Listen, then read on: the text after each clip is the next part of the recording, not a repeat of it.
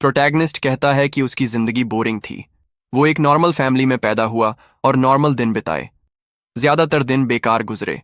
उसे लगता था कि कुछ खास हुए बिना ही वो मर जाएगा, पर ऐसा नहीं हुआ।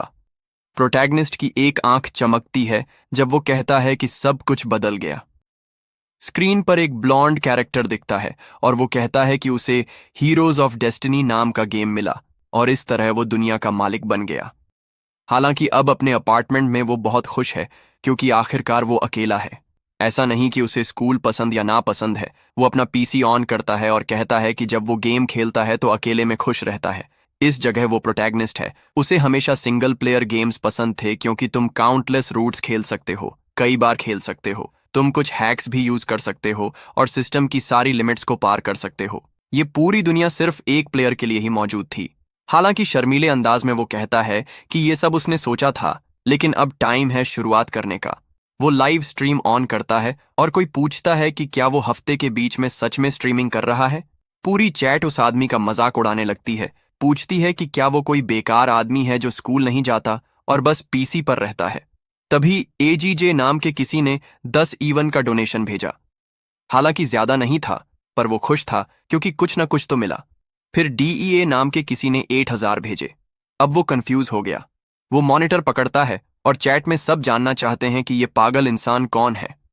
वो कह रहे हैं कि उन्हें यकीन है ये आदमी रिफंड मांगेगा, लेकिन वो शख्स बस उसे अपना ईमेल चेक करने को कहता है। जब वो इनबॉक्स खोलता है तो गेम के क्रिएटर का मैसेज होता है। वो कहता है कि वो एक व्यूअर है जो हमेशा चैनल देखता है और एक डेवलपर भी है। उसने कुछ समय पहले एक गेम बनाया था जो इतना हार्ड था कि क्लोज्ड बीटा के दौरान कोई भी उसे फिनिश नहीं कर पाया, और वो चाहता है कि हमारा लड़का इस गेम की डिफिकल्टी चेक करे और अप्रूव करे कि उसे पसंद आया या नहीं। प्रोटैगनिस्ट इस दावे से इंट्रिग्ड हो गया कि कोई भी इसे फिनिश नहीं कर सका, और क्या अगर वो मैनेज कर लेता, यहां तक कि उस जैसा एक नॉर्मल आदमी भी खास बन सकता था। पीसी पर एक विंडो पॉपअप होती है, पूछती है कि क्या वो गेम इंस्टॉल करना चाहता है। वो तुरंत हाँ कहता है। उसी के साथ हीरोज ऑफ डेस्टिनी नाम का गेम शुरू होता है। मैसेज कहता है, रोके किंगडम को जापले किंगडम ने 294 में डिस्ट्रॉय कर दिया था। तुम इस जगह एक तुच्छ आत्मा के रूप में जन्म लोगे और डेमन किंग के पुनर्जन्म को रोकने के लिए हीरो बनोगे, और जब तुम देवताओं के सिंहासन पर बैठोगे तो तुम्हारी कोई भी इच्छा पूरी की जाएगी। समुद्र के ऊपर वो कहता है कि ग्राफिक्स तुम्हारी कल्पना से भी बदतर हैं, लेकिन चूंकि ये सिंगल पर्सन डेवलप्ड गेम है, यही इसकी लिमिट है। फिर वो अपना नाम लिखता है, मास्टर ऑफ द गेम। उसी के साथ एलन महाद्वीप में स्वागत संदेश आता है। फिर वो खुद को एक जंगल के बीच खोया हुआ पाता है। गेम काफी नॉर्मल और अजीब लगा क्योंकि इसमें ट्यूटोरियल भी नहीं था, लेकिन उसे कोई दिक्कत नहीं थी। तभी उसने आगे कुछ देखा। ये गांव का मुखिया था जो कहता है कि वो उसे जानता नहीं और पूछता है कि वो क्या चाहता है। हालांकि प्रोटैगनिस्ट को अजीब लगा क्योंकि कोई डायलॉग बॉक्स नहीं था। उसने देखा कि टाइप करने के लिए एक बॉक्स था। वो सोचने लगा कि क्या एनपीसी सच में समझ पाएगा कि वो क्या कह रहा है। फिर उसने बूढ़े आदमी से कहा, सारे पैसे दे दो वरना गांव के सब लोगों को मार डालूंगा। वो बेसब्री से इंतजार करता है कि वो आदमी कैसे रिस्पॉन्ड करेगा, लेकिन बूढ़े आदमी ने उसके सिर पर जोर से मारा। पूछा कि ये लड़का कैसी बकवास बक रहा है। उसी के साथ उसका कैरेक्टर जमीन पर गिर जाता है और जाहिर तौर पर वो मर जाता है। वो कंफ्यूज था, ये समझने की कोशिश कर रहा था कि क्या वो सच में कैरेक्टर्स से बात कर सकता है। गेम पूछता है कि क्या वो फिर से ट्राई करना चाहता है और वो कहता है, बिल्कुल, वो ऐसे ही हार मानने वाला नहीं। इस बार बूढ़े आदमी ने वही सवाल पूछा, लेकिन अब वो कहता है कि उसे खाने पीने की जरूरत है और मदद मांगता है। बूढ़े आदमी को उस पर तरस आता है। वो उसे गांव ले जाता है और कहता है कि वो उसके पीछे चले। फिर वो उस आदमी के घर में दाखिल होता है जो उसे एक मग देता है। कहता है कि पहले पी लो ताकि शांत हो जाओ। प्रोटैगनिस्ट उसे धन्यवाद देता है और पीता है, लेकिन वो जहरीला था और वो कुर्सी पर ही मर जाता है। फिर उसे एक आइडिया आया। उसने अपने पीसी से इंटरनेट केबल निकाल दिया। इंटरनेट के बिना गेम के क्रिएटर के लिए इन एनपीसी को कंट्रोल करना मुश्किल होगा। हालांकि जब वो बूढ़े आदमी से बात करने गया तो सब कुछ बग्ड और अजीब था, और अगले ही पल एक मैसेज आया कि उसे बकवास बोलने के लिए मार दिया गया। उस पल उसे एहसास हुआ कि इंटरनेट डिस्कनेक्ट करना जीत का राज नहीं है। फिर उसे याद आया कि इस गेम को डेवलप करने वाले का नाम डीईए था, लेकिन उसे नहीं पता कि ये सच में कोई इंसान है या टीम का नाम। रात के 1 बज चुके थे और उसने सेव करने का फैसला किया क्योंकि एक दिन के लिए काफी था। हालांकि वो इम्प्रेस्ड था। ये एक ऐसा गेम था जहां तुम एनपीसी से बात कर सकते थे। ये लगभग ऐसा था जैसे हीरोज की ये दुनिया सच में अस्तित्व में थी। अब समझ आया कि बीटा टेस्ट के दौरान कोई भी इसे क्यों नहीं हरा पाया। सोने से पहले वो आंखें खोलता है, सोचता है कि वो सच में उत्साहित हो रहा है। उस दिन से खास बनने की चाहत से प्रेरित होकर वो उस गेम में डूब गया। जैसे जैसे वो आगे बढ़ा, उसने टाइम का हिसाब खो दिया। वो पूरी तरह डूब गया था और ये सिलसिला 10 साल तक चला। जबकि वो लड़का 10 साल तक एक ही चीज खेलता रहा। एक ऑफिस में कोई ओइरो-सान को पुकारता है। पता चलता है कि ये उसका सहकर्मी है। वो कहती है कि उसने जो फाइल्स मांगी थीं वो भेज दी हैं। लड़का उसे धन्यवाद देता है। कुछ समय बीतता है और वो उसे सब कुछ खत्म करने के लिए बधाई देती है। हमारा लड़का भी उसे धन्यवाद देता है और मदद करता है, जबकि वो वहां थोड़ा शर्मिंदा खड़ी है, नहीं जानती कि क्या कहें। फिर वो उससे पूछती है कि क्यों ना वे घर जाने से पहले थोड़ा डिनर के लिए बाहर जाएं, बस वे दोनों, और शायद घर पहुंचने के बाद सेकंड डिनर भी करें। उसका चेहरा साफ दिखाता है कि वो क्या उम्मीद कर रही है। हालांकि हमारा औसिर रोआन माफी मांगता है, कहता है कि उसे घर जाना है। बेचारी लड़की स्तब्ध रह जाती है। वो कहता है कि उसके पास करने के लिए कुछ ज्यादा जरूरी है और अलविदा कहकर हाथ हिलाता है। लगता है वो फिर से निराश है, एक बार फिर रिजेक्ट हो गई है। वह काफी समय से रिजेक्ट हो रही है। मैं इसे इस बार नजरअंदाज कर दूंगा क्योंकि आज वो दिन है जब वो आखिरकार 10 साल बाद गेम खत्म कर रहा है ना? तो चलो देखते हैं। जाहिरा तौर पर रात सुबह में बदल गई। उसे बधाई दी जाती है कि वो पहला इंसान है जिसने देवताओं के रैंक में प्रवेश किया है और उसे हॉल ऑफ ऑनर में रजिस्टर्ड किया गया है। हमारा लड़का खड़ा है, खुश कि उसने आखिरकार इसे पूरा कर लिया। लेकिन इतने लंबे समय के बाद उसका स्माइल जल्दी ही बदल जाता है। उसने वो पाया जो वो हमेशा बनना चाहता था, किसी तरह खास। लेकिन दूसरी ओर उसकी जिंदगी पहले से भी ज्यादा नॉर्मल थी। क्या अपने सहकर्मी के साथ रहना ज्यादा खास नहीं होता? तुम बेवकूफ। कम से कम गेम में उसे लगा था कि उसने कुछ बिल्कुल अलग जिया है। वो कैरेक्टर्स को याद करता है जैसे black prince GCCO, cardinal Caesar लाइबारो और डायन सेलेस्टिना यूरिन। सभी कैरेक्टर्स खूबियों से भरे हुए थे और अनोखे व्यक्तित्व वाले थे। वहां की प्रतिक्रियाएं इतनी जीवंत थीं कि लगा जैसे वो लोग कहीं और मौजूद हैं। लेकिन अब आंखें मलते हुए वो जानता है कि सब खत्म हो गया है। जब तक उसने एक आवाज नहीं सुनी। स्क्रीन पर देखता है तो एक मैसेज है जो पूछता है कि क्या वो एक नया एडवेंचर शुरू करना चाहता है। लेकिन ये एक बहुत ईमानदार मैसेज है जो उसे चेतावनी देता है कि अगर वो हां दबाता है तो उसे एलन महाद्वीप में टेलीपोर्ट कर दिया जाएगा और उसे सिलेक्ट करने के बाद वो तब तक नहीं लौटेगा जब तक गेम पूरा नहीं हो जाता। ओइरो सोचता है कि क्या ये कोई सीक्रेट स्टेज है। हालांकि अपने माउस को देखते हुए जो एक ईंट जैसा दिखता है, वो कहता है कि वो फिर से सब कुछ करने के लिए उत्सुक है। और अब जब वो इतना आगे आ चुका है तो उसके पास आगे बढ़ने के अलावा कोई चारा नहीं था। बिल्कुल, वो एलन महाद्वीप में ट्रांसपोर्ट हो गया। कम से कम दूसरे प्रोटैगनिस्ट्स के विपरीत उसे 100% चेतावनी दी गई थी। एक अजीब सी आवाज मास्टर ऑफ द गेम का स्वागत करती है। धीरे धीरे वो आंखें खोलता है, सोचता है कि उसकी छाती में इतना दर्द क्यों है। वो ठीक से सांस नहीं ले पा रहा था और उसे नहीं पता था कि वो किस कमरे में है, जब तक उसके बगल में कोई कहता है कि वो आखिरकार जाग गया है। ये एक मूंछों वाला बूढ़ा आदमी है जो कहता है कि ये उस हाई टियर पोषण की वजह से है जो उसने रिजर्व रखा था। लड़का आंखें खोलने लगता है और वो आदमी उसे कैलेक्स सैमा कहकर पुकारता है। लेकिन हमारा कंफ्यूज्ड प्रोटैगनिस्ट पूछता है कि ये मूंछों वाला आदमी कौन है, जिससे वो निश्चिंत नहीं हो पाता कि क्या कहें। जहां तक उसे याद है, हीलर ने इस पोषण के बारे में एमनेसिया का जिक्र नहीं किया था। हालांकि प्रोटैगनिस्ट की नजर उदास है, साफ तौर पर कंफ्यूज्ड। तब वो आदमी कहता है कि वो फिर से अपना परिचय देंगे और कहता है कि उसका नाम रसेल है। प्रोटैगनिस्ट ने तुरंत नोटिस किया कि वो आदमी जापानी नहीं बोल रहा था, लेकिन वो सब कुछ समझ पा रहा था जो वो कह रहा था। लेकिन सबसे बुरी बात ये थी कि उसे अभी भी छाती में वही दर्द महसूस हो रहा था जब से वो जागा था। रसेल माफी मांगता है, कहता है कि ये उसकी गलती है कि उसने उसे जल्दबाजी में दिया। छाती का दर्द पोषण का साइड इफेक्ट था जो उसने उसे दिया था, लेकिन ये जल्द ही खत्म हो जाएगा। फिर वो कहता है कि लड़का जल्द ही बहुत बेहतर महसूस करेगा, इसलिए वो अभी के लिए विदा लेगा। उसी के साथ दरवाजा बंद हो जाता है, जबकि हमारा लड़का कंफ्यूज्ड खड़ा रह जाता है।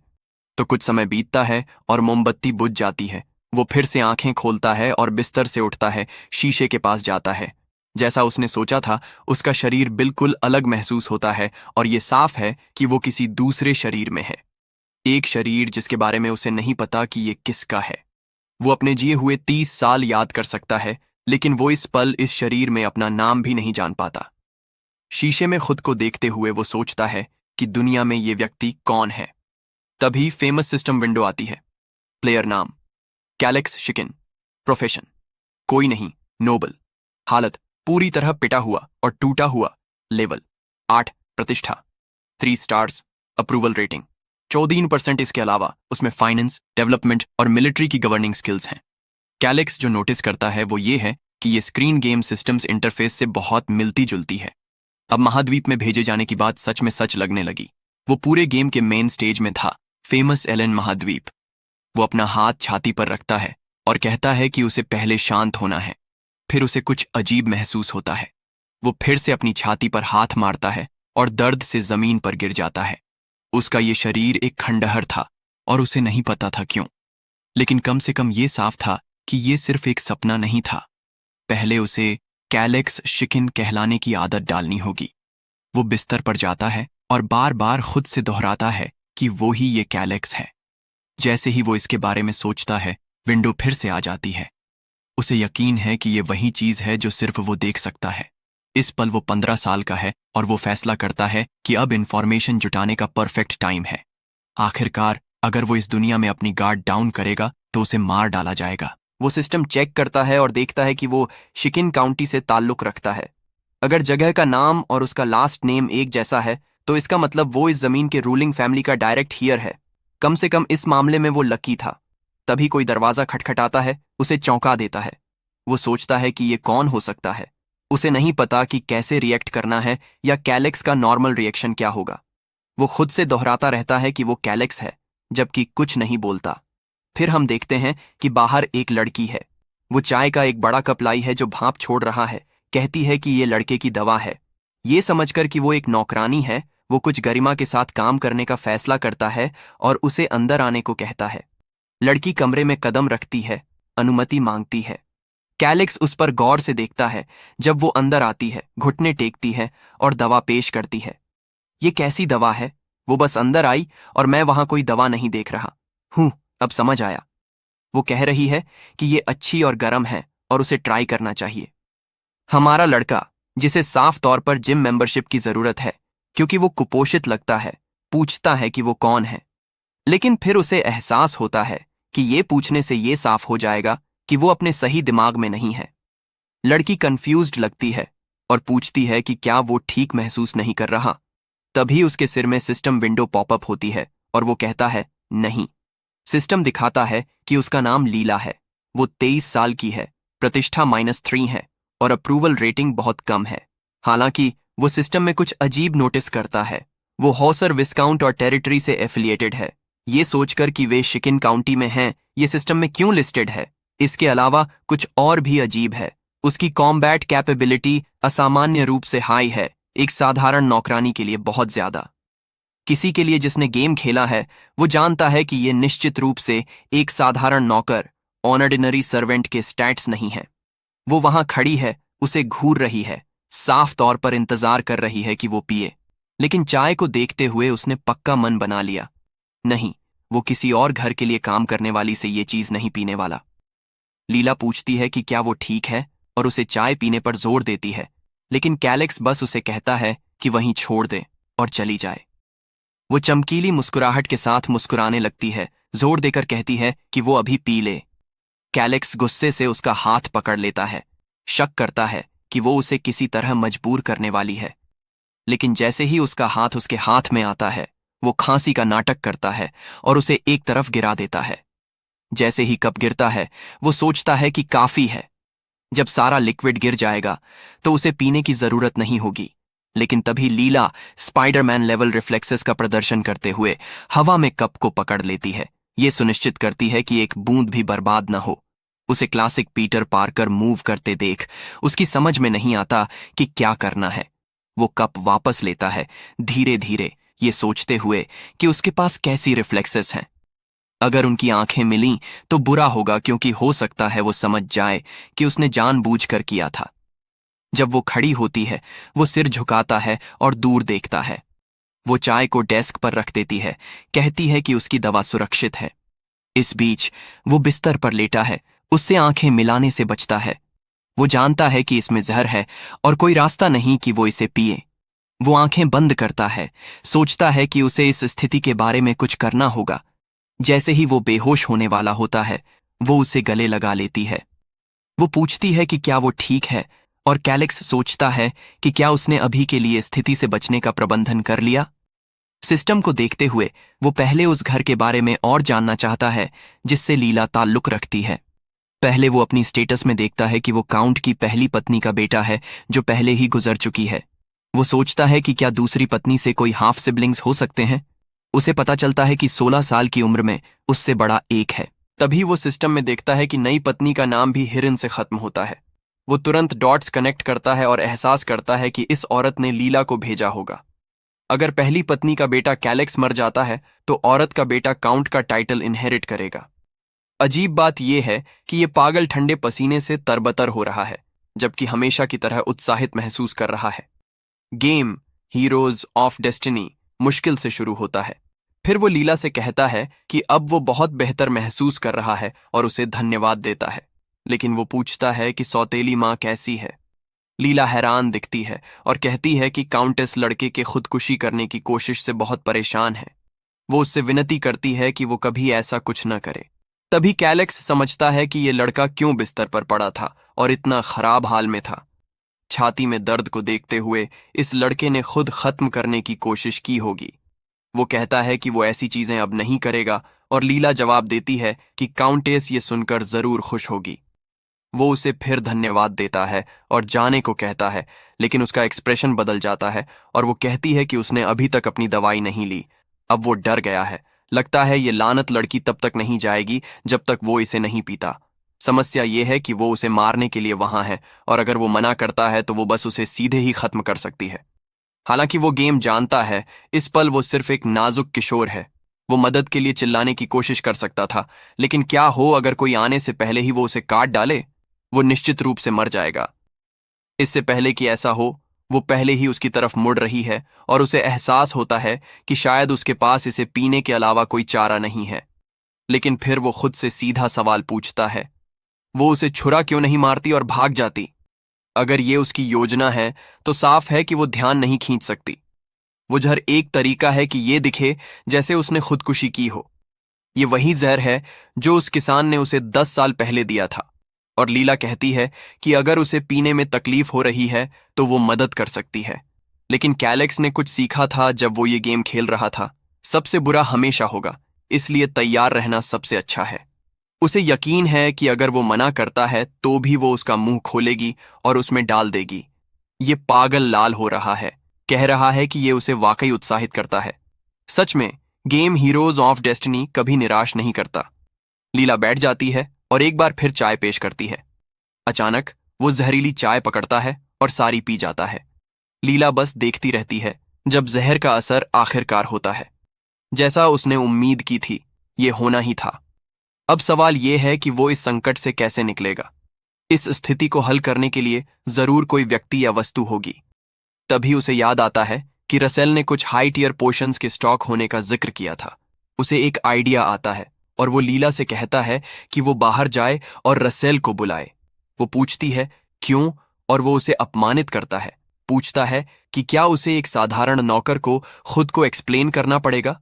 लड़की हैरान हो जाती है और जल्दी से माफी मांगती है। जब वो चिल्लाता है और उसे जाने और रसेल को लाने का आदेश देता है, वो बाहर भाग जाती है। कैलेक्स जानता है कि जो पोषण रसेल ने पहले यूज की थी उसके बदले में कैसल का ट्रेड किया जा सकता था। फिर भी उस आदमी ने उस पर यूज करने में कोई हिचक नहीं दिखाई। कम से कम वो कोई ऐसा लगता था जो उसे मारने की कोशिश नहीं कर रहा था। जैसे ही ली कमरे से जाती है, वो उल्टी करने की कोशिश करता है, लेकिन कोई फायदा नहीं होता। गेम चीजों को इतना आसान नहीं बनाने वाला था। एक बात साफ थी, हर समस्या का हमेशा कोई समाधान होता है। वो सभी दराजों में हाथ मारना शुरू करता है, जवाब की तलाश में बेताबी से देखता है। लेकिन सिस्टम शोक मनाता है कि उसकी पलकें भारी हो रही हैं, क्योंकि उसकी चेतना धुंधली हो रही है।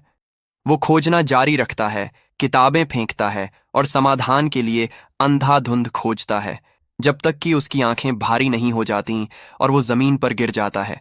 वो सोचता है कि क्या वो गेम को शुरुआत से फिर से शुरू करेगा या सच में हमेशा के लिए मर जाएगा। तभी उसे कुछ दिखाई देता है। शेल्फ के बीच में एक पोषण है। उसका चेहरा बदल जाता है जब वो इसे देखता है। वो रेंगना शुरू करता है। आखिरकार बोतल पकड़ लेता है, लेकिन इसे खोलकर और सूंघकर ये वो नहीं था जिसकी उसने उम्मीद की थी। इससे बहुत बदबू आ रही थी, जैसे सड़ा हुआ दूध, और ये बिल्कुल वही था, खराब बकरी का दूध। उसे याद आया कि गेम में इस जहर का एंटीडोट दही था। लेकिन क्या खराब दूध को सच में दही माना जा सकता है? सिस्टम एक बार फिर चेतावनी देता है कि उसकी नजर धुंधली हो रही है। वो जानता है कि तीसरे अलर्ट के बाद उसके पास सिर्फ 1 मिनट बचेगा। वो पीने को मुंह के पास लाता है, लीला से बदला लेने की कसम खाता है और फिर वो इसे पी जाता है, इससे पहले कि वो फिर से बेहोश हो जाए। कुछ देर बाद वो जागता है। रसेल पूछता है कि क्या वो ठीक है। जैसे ही कैलेक्स आंखें खोलता है, उसे नहीं पता कि ये डेजा वू है या गेम रीसेट हो गया है। लेकिन रसेल समझ नहीं पाता कि वो क्या कह रहा है और कुछ और जरूरी बात की ओर इशारा करता है। वो जानना चाहता है कि कमरा इतना गंदा क्यों है, और जब वो अंदर आया तो लड़का जमीन पर क्यों सो रहा था। कैलेक्स को एहसास होता है कि गेम रीसेट नहीं हुआ था, उसने जीवित रहने का प्रबंधन कर लिया था। लेकिन वो नजदीकी मौत का अनुभव ऐसा था जो वो फिर से कभी नहीं करना चाहता, चाहे कुछ भी हो। वो अब जीने के लिए दृढ़ संकल्पित है। अब जब ये तय हो गया है, उसे इस आदमी की स्थिति चेक करने की जरूरत है। वो रसेल को देखता है और सिस्टम विंडो आती है। फिलहाल रसेल इस जमीन का कार्यवाहक काउंट है, क्योंकि पिछला काउंट मर गया था और उसने अभी तक वारिस नहीं चुना था। हालांकि ये एक अस्थाई पद है, ये कुछ ऐसा है जो उसकी मदद कर सकता है। आदमी एक सख्त मिलिट्री टाइप का लगता है, इसलिए कैलेक्स को विश्वास है कि उस पर भरोसा किया जा सकता है। कम से कम वही था जिसने उसे उस पोषण से बचाया था। कैलेक्स रसेल को पुकारता है, कहता है कि उसके पास कुछ शेयर करने के लिए है। वे कुछ देर बात करते हैं और लगता है कैलेक्स उसे सब कुछ बता देता है जो हो रहा है। लेकिन रसेल कहता है कि कोई सबूत नहीं है। कैलेक्स सीखता है कि जो पोषण रसेल ने यूज की थी वो इस फैमिली में स्टैंडर्ड प्रोटोकॉल थी। ये सिर्फ सामान्य आदेशों का पालन कर रहा था। रसेल उसे समझाता है कि शिकिन फैमिली के सभी हीयर बराबर हैं और वह दोनों पक्षों की सेवा करने के लिए बाध्य है। कैलेक्स फिर पूछता है कि क्या रसेल चाहता है कि वो उस दवाई को तब तक लेता रहे जब तक वो मर न जाए, ताकि हर कोई विरासत का दावा कर सके। लेकिन रसेल सवाल करता है कि क्या कैलेक्स ने सच में अपनी याददाश्त खो दी है।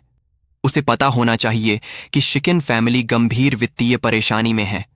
असल में ये एक वरदान है कि डीला फैमिली उनकी मदद कर रही है। वो पूछता है कि क्या लड़का सच में ये याद नहीं कर पाता या सिर्फ दिखावा कर रहा है। कैलेक्स को एहसास होता है कि रसेल ठोस सबूत के बिना कार्रवाई नहीं करेगा। कम से कम वो समझता है कि जिस औरत ने उसे झड़ दिया था वह यकीनन यही सोचती है कि वो मर गया है। वो रसेल से कहता है कि छोड़ दो, कहता है कि ठीक है। हालांकि उसके पास एक साधारण अनुरोध है। रसेल नास उसके व्यवहार में कुछ अलग देखता है। 4 घंटे बाद शी कैसल में कोई छतों पर चलता है। वह शख्स इमारतों में से एक के ऊपर रुकता है, अपने चेहरे के कवर को एडजस्ट करता है। वह व्यक्ति नीचे रात के पहरेदारों को देखता है। ये लीला लगती है जो नोटिस करती है कि सुरक्षा काफी बढ़ा दी गई है। वो दीवार पर नजर डालती है, एक सुरंग देखती है और अगले सीन में वो कैसल के अंदर है, एक दरवाजे के पास पहुंचती है। वो देखती है कि कमरे के बाहर कोई गार्ड नहीं है। वो इसे खोलती है और अंदर एक शव देखती है जिसे चादर से ढका गया है। फिर भी वो पूरी तरह यकीन नहीं कर पाती कि कैलेक्स मरा है। कम से कम उसने एक खास जहर यूज किया था, इसलिए उसे बिना दर्द के मर जाना चाहिए था। वो अपनी जेब से एक चिट्ठी निकालती है और डेस्क पर रख देती है। वो एक दराज से उसकी मुहर निकालती है और चिट्ठी पर मुहर लगाती है।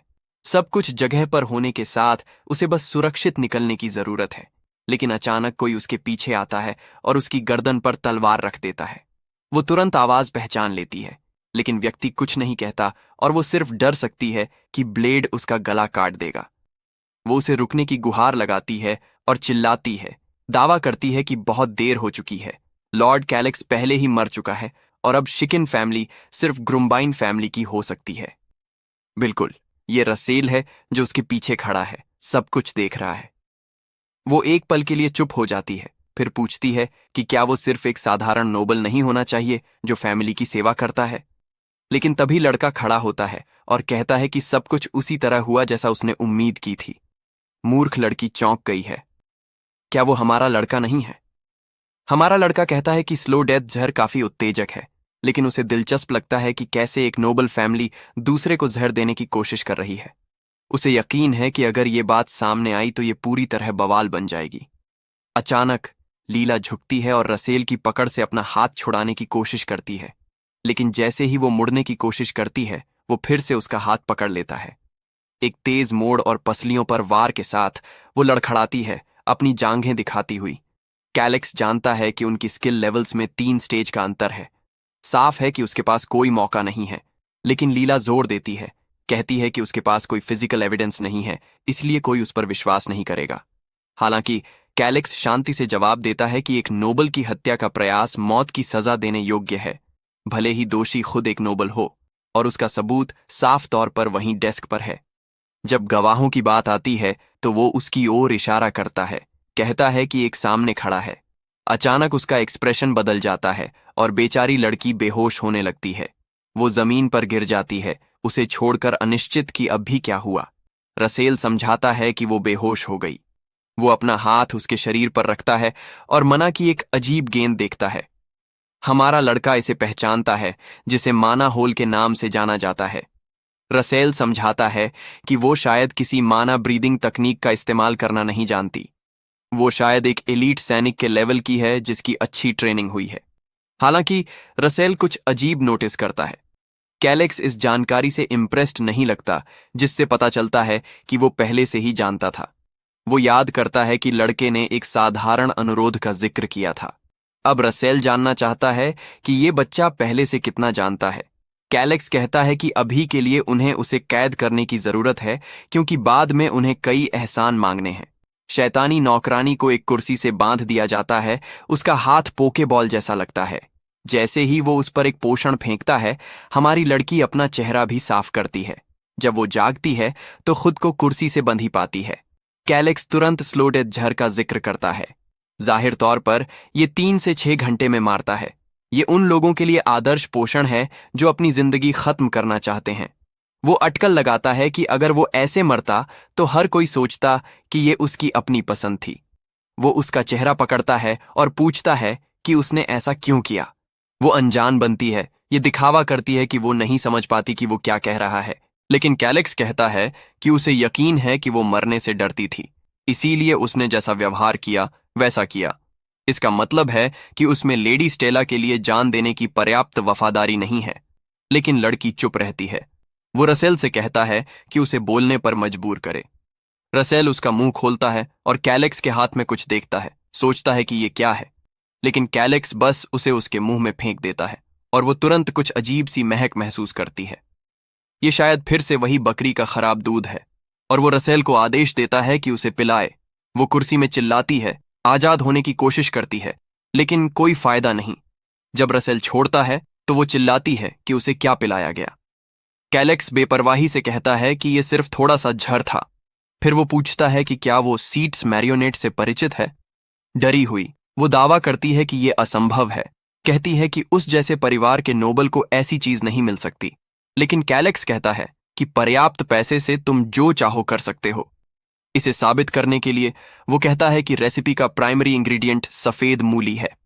रसेल इम्प्रेस्ड लगता है, जबकि कैलेक्स बस उसकी प्रतिक्रिया का इंतजार करता है। लीला जोर देती है कि वो उस पर विश्वास नहीं करती, लेकिन प्रोटैगनिस्ट को यकीन है कि वो दिमागी तौर पर डरी हुई है। फिर वो कहती है कि वो अभी के लिए जाएगी, अपने मालिक को रिपोर्ट करेगी और कहेगी कि हत्या सफल रही। वो सवाल करती है कि क्या वो सच में सोचता है कि वो उसके आदेशों का पालन करेगी। लेकिन कैलेक्स बस पूछता है कि क्या वो सीट्स मैरियोनेट के जहर से मरने के लिए तैयार है। जहर में 3000 से ज्यादा अलग अलग एंटीडोट हैं, फॉर्मूले पर निर्भर करता है, और जो उसने पिया है उसके लिए सही एंटीडोट उसके दिमाग में स्टोर है। इसलिए अगर वो एक बेवकूफाना मौत नहीं मरना चाहती तो बेहतर होगा कि वो उसकी बात सुने। लड़की भारी सांस ले रही है, साफ तौर पर हिल गई है, लेकिन वो उसका जवाब मांगता है। एक पल झिझकने के बाद वो चिल्लाती है कि ठीक है और उसे खोलने को कहती है। लेकिन कैलेक्स कहता है कि वो उस व्यक्ति पर बहुत गुस्सा लगती है जो उसकी जान बचा रहा है। वो कुर्सी में कांप रही है, लगभग रोने वाली है, रिहाई की भीख मांग रही है। कैलेक्स जानता है कि ये सिर्फ खराब बकरी का दूध है जो उसके पेट में तबाही मचा रहा है। वो रसेल से भीख मांगती है कि उसे खोल दे, लेकिन रसेल हिचकिचाता है, सवाल करता है कि क्या कैलेक्स भूल गया है कि उसने उसे मारने की कोशिश की थी। लड़का जवाब देता है कि वो एक बहुत कीमती गवाह है और उन्हें उसके साथ थोड़ी गरिमा के साथ पेश आना होगा। रसेल को नहीं पता कि वो किस बारे में बात कर रहा है। इस बीच वो रिहा होने की भीख मांगती रहती है। वो फटने के कगार पर है, आजादी की गुहार लगाती है। समय बीतता है। वो आखिरकार घोषणा करती है कि वो रिपोर्ट करने जा रही है कि हत्या सफल रही। वो कमरे से चली जाती है। अब कैलेक्स जानता है कि उसे किसी और से निपटना होगा जो सभी नाइट्स को कंट्रोल कर सकता है। वह व्यक्ति उसके बगल में खड़ा है। रसेल लेन डिमांड करता है कि कैलेक्स को यह सारा ज्ञान कैसे मिला। ये मूर्ख कहने वाला है कि उसने सब कुछ किताबों से सीखा, लेकिन एहसास करता है कि रसेल उस पर विश्वास नहीं करेगा। रसेल उसे चेतावनी देता है कि किताबों के जरिए ऐसी चीजें समझाना मौत की सजा पर साइन करने जैसा होगा। अब कैलेक्स को नहीं पता कि क्या कहना है। कोई विश्वास नहीं करेगा अगर वो दावा करे कि वो दूसरी दुनिया से है। फिर वो रसेल से पूछता है कि क्या उसे वो खंजर याद है जो उसने अपनी ही छाती में घोंपा था। रसेल कहता है कि हाँ, लेकिन जानना चाहता है कि वो इसे क्यों उठा रहा है। हमारा लड़का समझाता है कि खंजर असल में एक हीरलूम है जो उसकी मां से विरासत में मिला है। उसने दावा किया था कि उसमें रहस्यमयी शक्तियां हैं और लगता है कि वो शक्तियां अब उसमें जाग गई हैं। रसेल आश्वस्त नहीं लगता, लेकिन कैलेक्स कहता है कि उसने कभी नहीं सोचा था कि ऐसा ज्ञान पाने का राज अपने ही दिल पर वार करना है। बटलर जोर देता है कि अगर ये इतनी दुर्लभ वस्तु होती तो हर कोई जानता। कैलेक्स एक पल के लिए सोचता है और पूछता है कि क्या उसने खंजर ऑफ क्लाय पार्लिंग के बारे में सुना है। रसेल है। वो पूछता है कि क्या पिछली लेडी का खंजर सच में वो कलाकृति थी। अगर ये सच में वो खजाना था तो ये कैलेक्स के विशाल ज्ञान की व्याख्या कर सकता था। हालांकि रसेल कहता है कि एक मुद्दा है। वो जानना चाहता है कि क्या कोई और इसके बारे में जानता है। कैलेक्स आश्वस्त करता है कि नहीं, वो पहला है। वो रसेल से पूछता है कि उसने लीला की कहानी के बारे में क्या सोचा, खास तौर पर यह विचार कि काउंट क्ला के सारे मूवमेंट्स उसके पिता के मूवमेंट्स लीक हो गए थे। उसके पिता जैसा एक नाइट जो रैंक बढ़ाने के कगार पर था, उसे एक साधारण राक्षस के हमले से नहीं मरना चाहिए था। ऐसी कहानी पर विश्वास करना हास्यास्पद है। रसेल को तुरंत एहसास होता है कि कैलेक्स उसकी मदद चाह रहा है, लेकिन उत्तराधिकार के राजनीतिक खेलों में रसेल का शामिल होने का कोई इरादा नहीं है। हालांकि अगर काउंट की मौत सच में पूर्व नियोजित थी तो ये सब कुछ बदल देता है। फिर भी अपनी तलवार पकड़े रसेल आंतरिक रूप से बहस करता है। एक सैनिक के रूप में वो राजनीति में उलझना नहीं चाहता। यह सिद्धांत उसका 50 सालों से मार्गदर्शन कर रहा है। जैसे ही वो इसे कैलेक्स को व्यक्त करने वाला होता है, लड़का अचानक चिल्लाता है, डिमांड करता है कि उसके पिता को क्यों मरना पड़ा। वो सिर्फ ये समझना चाहता है कि उसके पिता की हत्या क्यों की गई और इसके पीछे कौन था। जाहिर है ताकि वो अपने बदले की योजना बना सके। उसने पूछा कि क्या रसेल भी उत्सुक नहीं है। जो भी था वे पहले से ही जानते थे कि कोई ऐसा था जिसे उसकी मौत से फायदा होता, लेकिन वे सिर्फ इसीलिए हार नहीं मान सकते क्योंकि स्थिति मुश्किल लगती है। वो एक पल के लिए रुकता है और पूछता है कि क्या यह सच में सही है कि एक नाइट उस परिवार की सेवा करे जिसने एक हत्या की योजना बनाई और अंजाम दिया। रसेल एक पल के लिए जम जाता है, फिर वो घुटने टेकता है और कैलेक्स के प्रति वफादारी की कसम खाता है। हमारा लड़का रोमांचित है, लेकिन सुनता है कि रसेल एक चेतावनी जोड़ता है। ऐसा करके वो उन विश्वासों को त्याग रहा है जो उसने 50 सालों से रखे थे, कभी भी खुद को राजनीति में शामिल न करने के। लेकिन कैलेक्स सिर्फ खुश है कि उसे इतना शक्तिशाली सहयोगी मिला, खासकर कोई जो उसके बदले में निवेशित है, जिसकी वो तलाश कर रहा है। वो रसेल से उठने को कहता है कि उसे किसी ऐसे व्यक्ति की वफादारी की कसम खाने की जरूरत नहीं है जिसके पास कोई टाइटल भी नहीं है। लेकिन रसेल उसे आश्वस्त करता है, कहता है कि वो सुनिश्चित करेगा कि लड़का मजबूत बने। हमारा लड़का जल्दी से विषय बदलता है, नहीं चाहता कि ये बातचीत रसेल को उसे ट्रेनिंग देने का सुझाव देने पर ले जाए। फिर वो कहता है कि अब जब वे काउंट के जहर देने के प्रयास के बारे में जानते हैं, सब कुछ अपनी जगह पर आ रहा है। वे अभी अपने बदले की शुरुआत में ही हैं। रसेल पूछता है कि वो कैसे मदद कर सकता है। कैलेक्स जवाब देने वाला होता है जब सीन बदल जाता है। एक ग्रुप लोग विशाल टेबल के चारों ओर इकट्ठा हैं। एक पंखे वाली ब्लॉन्ड औरत टिप्पणी करती है कि आखिरकार सब मौजूद हैं। कुछ लोग फुसफुसाते हैं, सवाल करते हैं कि सीईएसटी सिंहासन पर क्यों बैठा है। काउंटेस बोलती है कि उनमें से कुछ को पहले से ही पता होना चाहिए कि कल प्रिंस कैलेक्स के साथ क्या हुआ। उसने स्लो डेथ नामक जहर का इस्तेमाल करके खुदकुशी करने की कोशिश की। एक बूढ़ा आदमी कहता है कि यह खुदकुशी करने वालों के लिए टाइपिकल चॉइस है और अगर उसने इसे खाया तो मौत अपरिहार्य थी। सभी जानते हैं कि कैलेक्स की मौत के साथ जिस गुट का वो प्रतिनिधित्व करता था वो अप्रासंगिक हो गया है। सीईएसटी कैलेक्स की स्पष्ट मौत से खुश है। अब यह तय है कि ग्रुम्बाइन काउंट की सीट संभालेगा। यही वो सवाल है जो कमरे में हर कोई पूछ रहा है। कुछ सुझाव देते हैं कि सीईएसटी अस्थायी रूप से चार्ज संभाले। इस बीच अगले कमरे में एक लड़का तैयार हो रहा है। टिप्पणी करता है कि चीजें काफी दिलचस्प हो रही हैं। वो रसेल को पुकारता है जो घोषणा करता है कि वो उसके साथ अंत तक रहेगा। हमारा लड़का पूरी तरह कवच पहना हुआ है, लड़ाई के लिए तैयार। लगता है ग्रुम्बाइन कोई मोटा बच्चा है, शायद उस स्कीमिंग औरत का बेटा। हर कोई तब तक मुस्कुरा रहा है जब तक कोई दरवाजा नहीं खटखटाता। जो कदम रखता है, हर कोई उनके हैरान चेहरों से तुम पहले से ही जानते हो, ये कैलेक्स है, उसके ठीक पीछे रसेल। काउंटेस पूरी तरह कंफ्यूज्ड है, समझ नहीं पा रही कि वो जीवित क्यों है।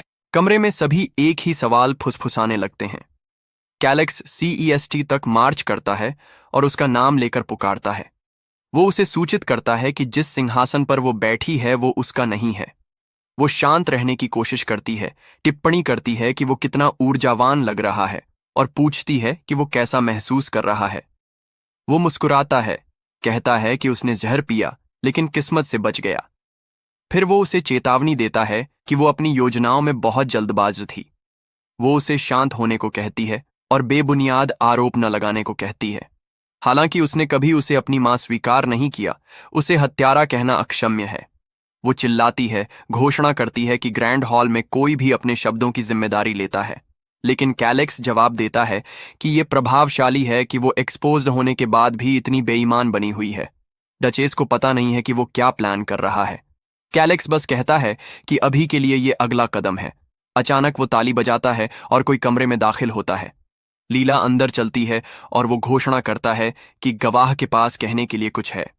कमरे में दूसरे लोग नहीं जानते कि ये औरत कौन है, जबकि डचेस को तुरंत एहसास होता है अगर ये वही है जो वो सोचती है तो वो गहरी मुसीबत में है।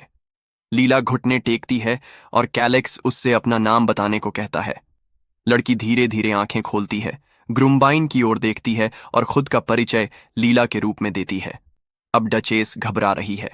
वो खुद को हॉसर एंड फैमिली के स्पेशल ऑपरेशंस यूनिट कैट की एक शैडो ऑपरेटिव के रूप में पेश करती है। कैलेक्स उसे समझाने का आदेश देता है। वो समझाती है कि इस यूनिट के मेंबर अनाथ हैं जिन्हें गॉर्डन फील्ड्स में ट्रेंड किया गया था। जो बच्चे बचे उन्हें झूठी पहचान के साथ दूसरी जगहों पर भेज दिया गया। वो पूछता है कि क्या वो उसके कैसल में अंडरकवर काम कर रही थी। वो कहती है हाँ, लेडी स्टेला द्वारा नियुक्त एक नौकरानी होने का दिखावा कर रही थी।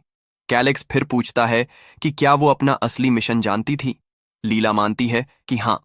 डचेस चिल्लाती है, दावा करती है कि ये सब बकवास साजिश है। कमरे में दूसरे लोग विरोध करते हैं, कहते हैं कि लीला 5 साल से कैसल में काम कर रही थी, वो कैसे जासूस हो सकती है। कमरा हॉसर एंड फैमिली कुछ स्कीम कर रही है कि आरोपों से गूंज उठता है। हालांकि दूसरे सवाल करते हैं कि लीला बिना किसी कारण के ऐसी बात क्यों कबूल करेगी। डचेस के बगल में खजांची घबराने लगता है। वो रसेल पर चिल्लाता है, डिमांड करता है कि वह चुप क्यों है। क्या वह सच में एक नौकरानी जैसी औरत के शब्दों पर विश्वास करता है? रसेल शांति से जवाब देता है कि वह नौकरानी नहीं बल्कि काम के दौरान पकड़ी गई एक अपराधी है। उसने माना था कि वह हॉसर एंड फैमिली के लिए काम करने वाली जासूस थी। चाहे यह साजिश हो या न हो, इसका फैसला उसकी गवाही सुनने के बाद किया जाना चाहिए। खजांची के पास अच्छा जवाब नहीं है। एक और नोबल बीच में आता है। खजांची को कहता है कि वह हस्तक्षेप करना बंद करे और औरत को बोलने दे। गुस्साए खजांची पूछता है कि उसने अभी क्या कहा, लेकिन कोई और चुप रहने के लिए चिल्लाता है। कमरा सन्नाटे में डूब जाता है। डचेस का गुस्सा स्पष्ट है। कोई लीला से पूछता है कि उसका मिशन क्या था जब वह होसर एंड फैमिली के लिए काम कर रही थी। वह कहती है कि वह जानकारी जुटाना था। कैलेक्स पूछता है कि किस तरह की जानकारी। वह समझाती है कि उसे टेरिटरी की सभी आय और व्यय का हिसाब रखने, पूर्व काउंट की सभी यात्रा तिथियों और गंतव्यों को संख्या में दर्ज करने और राजनीतिक सहयोगियों और जागीरदारों की हरकतों पर नजर रखने का काम सौंपा गया था। कैलेक्स फिर आगे बढ़ता है और उससे पूछता है कि उसका सबसे हालिया मिशन क्या था। वह खुलासा करती है कि उसे प्रिंस कैलेक्स को स्लो डेथ झड़ से झड़ देने का आदेश दिया गया था। उसकी मौत के बाद उसे उसके कमरे में एक जाली सुसाइड नोट रखना था ताकि ऐसा लगे कि उसने खुदकुशी की है। कैलेक्स ठंडा और गणना किया हुआ उससे पूछता है कि उसके मिशन का परिणाम क्या था। वह मानती है कि उसने उसे सफलतापूर्वक झड़ दिया, लेकिन जब वह नोट रखने के लिए अंदर गई तो काउंट रसेल ने उसे पकड़ लिया। डचेस चिल्लाती है कि उस औरत को गिरफ्तार कर लिया जाए। गार्ड लीला को पकड़ने के लिए दौड़ते हैं, जो विरोध करने की कोशिश करती है। चिल्लाती है कि इन दावों का समर्थन करने के लिए कोई सबूत नहीं है। कैलेक्स हमेशा की तरह शांत रसेल को पुकारता है। रसेल सिर हिलाता है और जाली सुसाइड नोट पेश करता है। वह समझाता है कि वह कैलेक्स के कमरे में था जब लीला नोट रखने के लिए अंदर गई। फिर वह memory of the earth scroll का खुलासा करता है। वह सबको याद दिलाता है कि यह जादू दुर्भावनापूर्ण इरादों का खुलासा करने में सक्षम है। इस स्क्रॉल के साथ वह उस कार्य को करने का आदेश देने वाले का पता लगा सकते थे। खजांची को एहसास होता है कि अगर यह सबूत सामने आया तो उन सभी के लिए खत्म हो गया। उन्हें इसे रोकना होगा, भले ही इसका मतलब कमरे में हर किसी को चुप कराना हो। कैलेक्स खजांची के तनाव को नोटिस करते हुए मुस्कुराता है। पहले से ही जानता है कि वह कुछ नाटकीय करने की कोशिश करेगा। वह अपनी बाहें फैलाता है और नाइट्स को कमरे में प्रवेश करने का आह्वान करता है। कमरा कदमों की आवाज से भर जाता है क्योंकि नाइट्स की एक सेना मार्च करती है, प्रत्येक नोबल के पीछे खड़ी होती है। अब सच्चाई को दबाने का कोई तरीका नहीं था। डरा हुआ खजांची रसेल से पूछता है कि इसका क्या मतलब है। रसेल समझाता है कि स्क्रॉल की सामग्री की समीक्षा करने के बाद परिणाम चौंकाने वाले थे। अव्यवस्था और अराजकता को रोकने के लिए नाइट्स को बुलाना ही एकमात्र विकल्प था।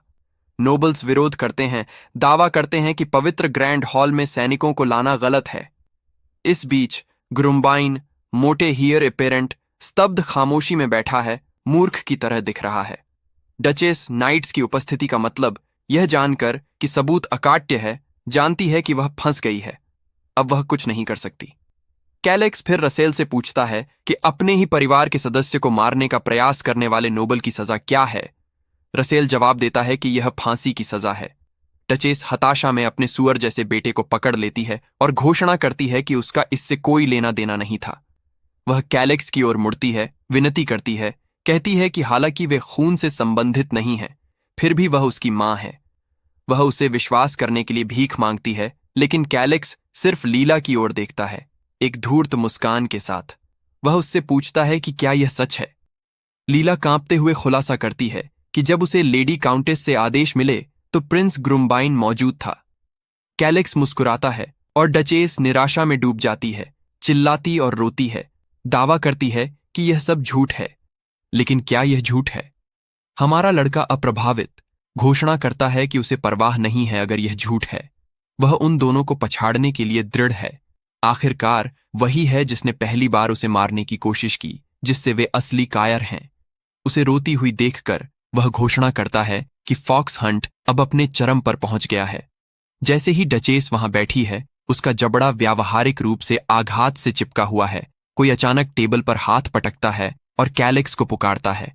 कैलेक्स देखता है, यह मैकडॉनल्ड्स का राजा स्वयं रुमाइन है। डचेस अपने बेटे के लिए चिल्लाती है और कैलेक्स ठीक समय पर मुड़ता है। उसे अपने बगल में लड़का दिखाई देता है, लेकिन खुद का बचाव करने के बजाय रुमाइन कैलेक्स के सामने गहरा झुक जाता है।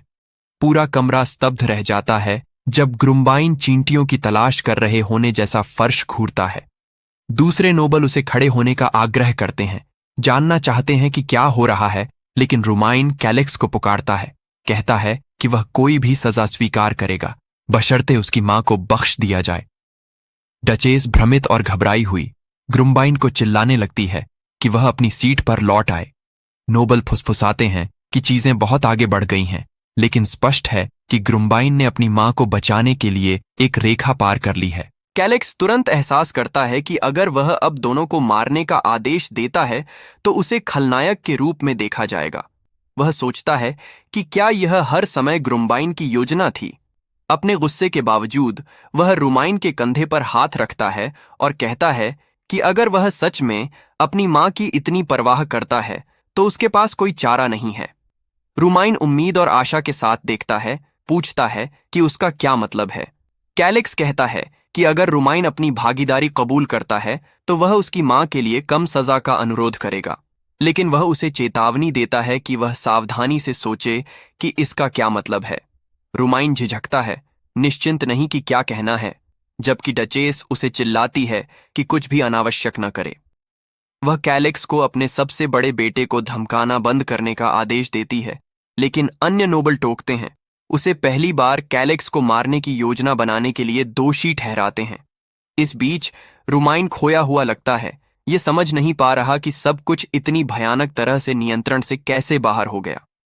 अराजकता से थका हुआ कैलेक्स रसेल को पुकारता है और उसे दोनों को गिरफ्तार करने का निर्देश देता है। कोने में खड़े नाइट्स आगे बढ़ते हैं, डचेस को घेर लेते हैं।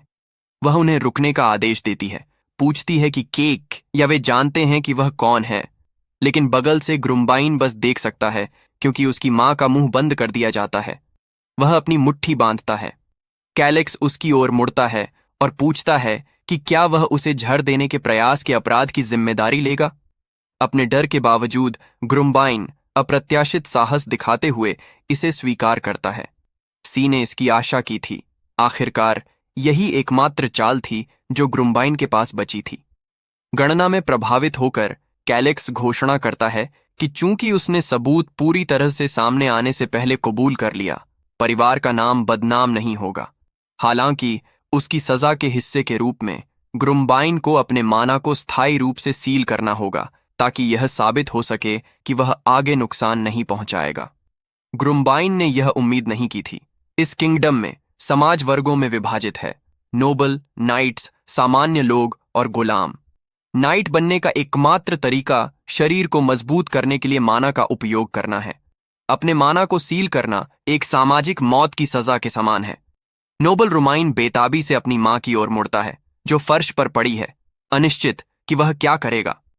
अगर वह अपने माना को सील करने से इनकार करता है तो उसकी मां को उजागर किया जाएगा और फांसी दी जाएगी, एक ऐसी नियति जिसे वह स्वीकार नहीं कर सकता। डचेस अपने मुंह बंद होने के कारण बोल नहीं पा रही, हिंसक रूप से अपना सिर हिलाती है, यह जानते हुए कि एक नोबल के लिए यह सजा मौत से भी बदतर है। गहरी सांस लेकर रुमाइन खड़ा होता है और शर्तों को स्वीकार करता है। रसेल उसे आश्वस्त करता है कि यह किया जाएगा। वह ग्रुम्बाइन को एक स्क्रॉल देता है। ग्रुम्बाइन इसे काटता है, अपना हाथ अपनी छाती पर दबाता है। उसके पेट पर एक सुनहरा घेरा बनता है क्योंकि माना जमा होना शुरू होता है और धीरे धीरे फीका पड़ जाता है। डचेस फर्श पर रोती है, उसे रोकने के लिए बेताब, यह जानते हुए कि एक ग्रैंड मास्टर भी इसे पूर्ववत नहीं कर सकता। रुमाइन स्क्रॉल को अपनी छाती से फाड़ देता है, जबकि कैलेक्स चुपचाप देखता है। माना तब तक घटता रहता है जब तक कि वह पूरी तरह गायब नहीं हो जाता। कमरे में हर कोई एहसास करता है कि उसका माना सील हो गया है। डचेस बेकाबू होकर रोती है, हारी हुई दिखती है, जबकि ग्रुमाइन संतुष्ट दिखता है। कम से कम वह अपनी मां को बचाने में कामयाब रहा।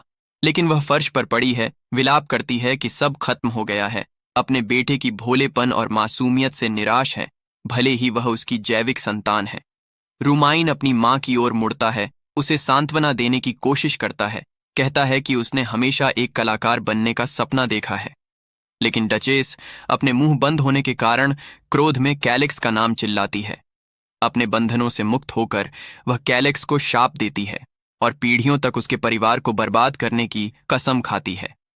कैलेक्स शांत और संयमित जानता है कि अब वह शक्तिहीन है। उसकी ताकत शायद लीला से ज्यादा नहीं होगी। रुमाइन अपनी मां के पास घुटने टेकता है, धीरे से पूछता है कि क्या वह ठीक है। हालांकि कैलेक्स अपने किसी युवा के भविष्य को बर्बाद करने के लिए अपराध बोध महसूस करता है, लेकिन वह खुद को याद दिलाता है कि यह सिर्फ एक खेल है, सहानुभूति के लिए कोई जगह नहीं है।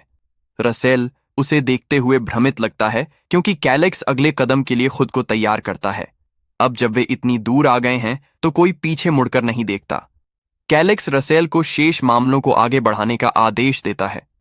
यह घोषणा की जाती है कि लेडी स्टेला और प्रिंस ग्रुम्बाइन को बाहरी संपर्क से वर्जित करके एक अनुलग्नक में सीमित कर दिया जाएगा। मां और बेटे को दरवाजे से बाहर निकाला जाता है। कैलेक्स को गहराई से देखते हुए छोड़ दिया जाता है।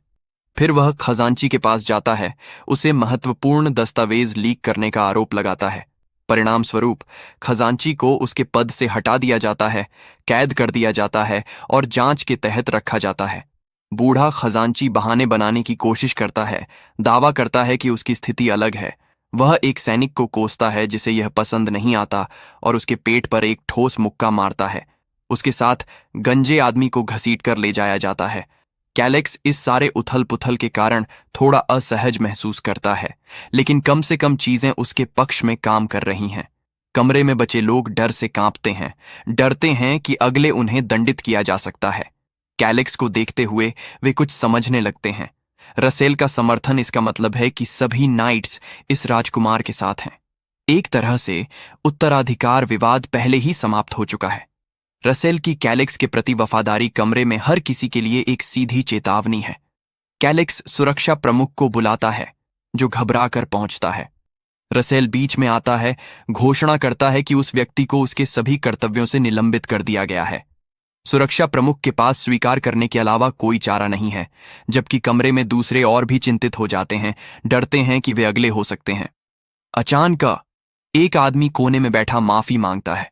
वह अपने कर्तव्यों में विफल होने को स्वीकार करता है और बर्खास्त करने का अनुरोध करता है। हालांकि कैलेक्स जानता है कि यह आदमी गैरेट, रसेल के विश्वसनीय सहयोगियों में से एक है। रसेल तुरंत इस्तीफे से इनकार कर देता है, दृढ़ता से कहता है कि इसे स्वीकार नहीं किया जाएगा। जो काम करना चाहते हैं उन्हें नहीं मिलता और जो नहीं चाहते उन्हें करना पड़ेगा। रसेल व्यंग्यपूर्वक टिप्पणी करता है।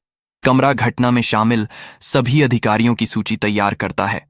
गैरेट को उनके हटाने की निगरानी करने का काम सौंपा गया है। जैसे ही यह होता है, कैलेक्स गैरेट के पास जाता है। वह उसे सूचित करता है कि वित्त विभाग के केवल 4 व्यक्ति जांच से छूटे रहेंगे। स्पष्ट रूप से उन्हें बहुत सारे नए कर्मियों की आवश्यकता होगी। गैरेट मामूली अपराधों वालों के प्रति उदारता की सलाह देता है, चेतावनी देता है कि एक साथ बहुत सारे अधिकारियों को हटाने से संचालन बाधित हो सकता है। कैलेक्स जवाब देता है, पूछता है कि क्या सिर्फ संचालन के लिए जांच से बचना वास्तव में एक अच्छा विचार है।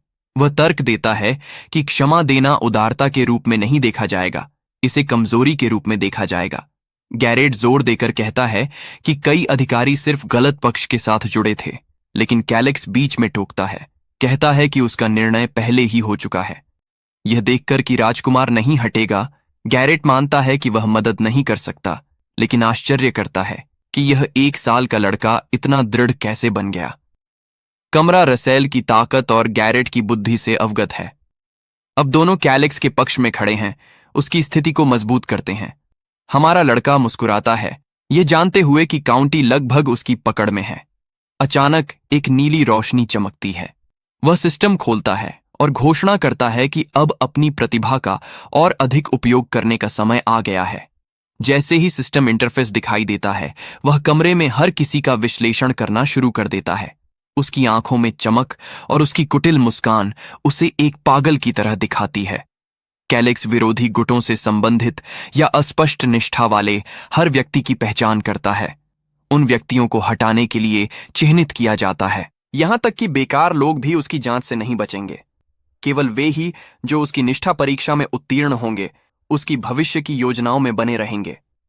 बाकी नोबल्स की तरह मैं वहां बैठा सोच रहा हूं कि इस बच्चे का चेहरा इतना डरावना क्यों है। कुछ दूसरे कांप रहे हैं, ये जानते हुए कि अगर कैलेक्स को उनसे नापसंदगी हो गई तो वे खत्म हो जाएंगे। बेताब वे आगे बढ़ते हैं, उसकी प्रशंसा करते हुए उसे एक अविश्वसनीय नेता कहते हैं और उससे बात करने की भीख मांगते हैं। कैलेक्स उन्हें शांत होने को कहता है कि बाद में चर्चा करने के लिए उनके पास बहुत खाली समय है। रसेल किनारे से देखता है, अभी भी अनिश्चित है कि चीजें ऐसी कैसे हो गईं। समय बीतता है और हम कैसल में लौटते हैं। राजनीतिक पैंतरेबाजी से भरे एक दिन के बाद कैलेक्स अपने बिस्तर पर गिर जाता है। वह थका हुआ है। वह अपने पिछले जीवन को याद करता है, जहां वह पढ़ाई, रूप और लगभग हर चीज में औसत था। उसके जीवन में कुछ भी भयानक नहीं था, लेकिन कुछ भी विशेष रूप से महान नहीं था। यह सब बदलना शुरू हुआ जब उसे हीरोज ऑफ डेस्टिनी मिला। वो सोचता है कि क्या कुछ ऐसा पूरा करना जो कोई और नहीं कर सका, अंत में उसे खास बना देगा। वह उस पल को याद करता है जब उसने गेम खत्म किया और संदेश ने उसे पहले इंसान के रूप में घोषित किया जिसने देवताओं का बीज प्राप्त किया। उस पल उसने अपनी आंखें पोंछीं और एलन महाद्वीप में पुनर्जन्म की कामना की। यही एकमात्र तरीका था जिससे वह असाधारण महसूस करना जारी रख सकता था। अब अपने बिस्तर पर बैठे वह उस इच्छा को याद करता है और गेम की कथा के बारे में, एक तुच्छ आत्मा के रूप में पैदा होने के बारे में। कहानी कहती थी कि उसे अशांत समय में जीवित रहने और सिंहासन पर चढ़ने के लिए एक नायक बनने की आवश्यकता होगी। उसे अचानक एहसास होता है कि क्या हुआ है। जब उसने गेम पूरा किया तो उसकी इच्छा पूरी हुई, लेकिन शायद देवता ने गलत समझा कि वह वास्तव में क्या चाहता था। फिर भी अब इससे कोई फर्क नहीं पड़ता। अब कोई वापसी नहीं है। कैलेक्स सोचता है कि क्या इस गेम को एक बार फिर पूरा करने से उसे एक और इच्छा मिलेगी। वह इस दुनिया को फिर से जीतने के लिए सोते हुए झुक जाता है। अगली सुबह वो तरोताजा होकर नए दिन के लिए तैयार होकर उठता है। वह सोचता है कि कहां से शुरू करें। वह गेम से कुछ विशेष टेरिटरीज को पूरी तरह याद करता है, लेकिन उसे नहीं पता कि इस दुनिया में शिकिन वास्तव में कैसा है। कैलेक्स तय करता है कि उसे यह पता लगाने के लिए नक्शा चेक करने की जरूरत है कि शिकिन वास्तव में कहां स्थित है। सिस्टम उसे एक विस्तृत नक्शा भी प्रदान करता है। क्या खूबसूरत है। एक संदेश पॉपअप होता है जो उसे सूचित करता है कि उसने पहले ही एलन महाद्वीप के पूरे क्षेत्र पर विजय प्राप्त कर ली है, क्योंकि उसने गेम एक बार पूरा कर लिया था। अब उसके पास सभी मानचित्र चिन्हों तक पहुंच है। वह उत्साहित है, यह एहसास करते हुए कि यह अनिवार्य रूप से एक खजाने का नक्शा है जो खंडहरों, डंगोनन और छिपे हुए रहस्यों के स्थानों को दिखाता है। यह उन बोनस में से एक था जिसके बारे में किसी को नहीं पता था, क्योंकि किसी और ने गेम पूरा नहीं किया था। नक्शे में ऐसी जानकारी भी शामिल है जिसके बारे में वह खुद अवगत नहीं था। इस संसाधन के साथ दुनिया में नेविगेट करना बहुत आसान हो जाता है। फिर वो रुकता है, सोचता है कि यह कौन सा साल है। वो इंपीरियल कैलेंडर चेक करता है और देखता है कि यह वर्ष 229 है। गेम हीरोज ऑफ डेस्टिनी 294 में शुरू होता है। यह रहस्य उद्घाटन उसे शिकिन की स्थिति को समझने में मदद करता है। उसने जमीन का एक टुकड़ा विरासत में पाया जो 5 साल में किसी तरह गायब हो जाएगा। उसे रसेल का वित्त की दयनीय स्थिति का जिक्र याद है और अब यह समझ में आता है वे पतन के कगार पर हैं। अचानक उसके सामने एक वित्तीय स्थिति विंडो दिखाई देती है। कैलेक्स विवरणों पर नजर डालता है और तुरंत चिल्लाता है कि यह अविश्वसनीय है। मौजूदा हालात को देखते हुए वो सोचता है कि सबसे अच्छा विकल्प सारा पैसा चुराना और भाग जाना है, लेकिन वह जल्दी से इस विचार को खारिज कर देता है, यह एहसास करते हुए कि जमीन धन से कहीं अधिक मूल्यवान है। यह केवल विरासत में मिल सकती है। उसका पहला कदम सभी वित्तीय रिकॉर्ड की समीक्षा करना है। वह नोटिस करता है कि खेत संग्रह दूसरी टेरिटरीज की तुलना में काफी कम नहीं है। रक्षा व्यय में भी ज्यादा वृद्धि नहीं हुई है। समय बीतता है क्योंकि वह दस्तावेजों पर ध्यान देता है। कुछ घंटों बाद वह कागजात को टेबल पर पटकता है, चिल्लाता है कि वह थक गया है। 10 साल के टेरिटोरियल वित्त का विश्लेषण करना उसके लिए बहुत अधिक है। हालांकि वह एक बड़ी समस्या की पहचान करता है। मेडोसा रेगिस्तान के साथ व्यापार मार्ग कट गया है।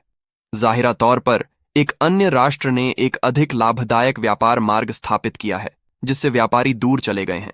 जो उसे हैरान करता है वह यह है कि उन्होंने इतने बड़े पैमाने की परियोजना को कैसे फंड किया। इसके अलावा वार्षिक आरण उनकी वार्षिक आय से तेजी से बढ़ रहे हैं।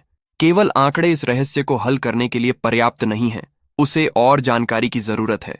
निराश होकर वो अपना सिर रगड़ता है जब तक कि एक विचार नहीं आता। उसे बैठक के उस बूढ़े आदमी खजांची गिडस की याद आती है जिसे फंड्स के गबन में पकड़ा गया था। फिलहाल गस जेलों में बंद है। दृश्य कैलेक्स को सेलों में उतरते हुए बदलता है। प्रवेश द्वार पर एक गार्ड पूछता है कि प्रिंस कैलेक्स वहां क्या कर रहा है। कैलेक्स गस को देखने का अनुरोध करता है। जगह की भारी बदबू पर अपनी नाक छुटकी लेता है। जैसे जैसे वे चलते हैं, गार्ड टिप्पणी करता है कि उसने कभी सोचा नहीं था कि राजकुमार ऐसी जगह पर आएगा। कैलेक्स गार्ड को पुकारता है, जो घबरा कर जवाब देता है। कैलेक्स गार्ड के अधिकार की कमी को जानते हुए पूछता है कि क्या निर्दोष लोगों का नाम साफ किया जाना चाहिए। गार्ड उत्साहपूर्वक सहमत हो जाता है, कहता है कि राजकुमार बिल्कुल सही है।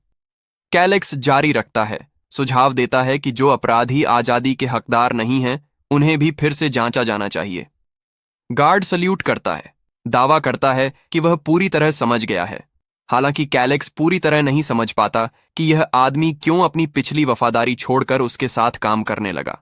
वो फैसला करता है कि अभी के लिए उसका इस्तेमाल करेगा। वो गार्ड को याद दिलाता है कि उसे लॉर्ड न कहें, क्योंकि उसने अभी तक आधिकारिक तौर पर टाइटल नहीं लिया है। गार्ड माफी मांगता है, उसे फिर से प्रिंस कहता है। औपचारिकता पर इतना जोर देने के लिए थोड़ा असहज महसूस करता है। कैलेक्स बस गार्ड को गस के पास ले जाने का आदेश देता है। कुछ ही क्षणों बाद वे गस की सेल पर पहुंचते हैं। अंदर गेड्रिस खराब भोजन के बारे में शिकायत करता है, घोषणा करता है कि वो वैसे भी जल्द ही बाहर हो जाएगा। अचानक कैलेक्स प्रकट होता है, पूछता है कि गेड्रिस कैसे भागने की योजना बना रहा है।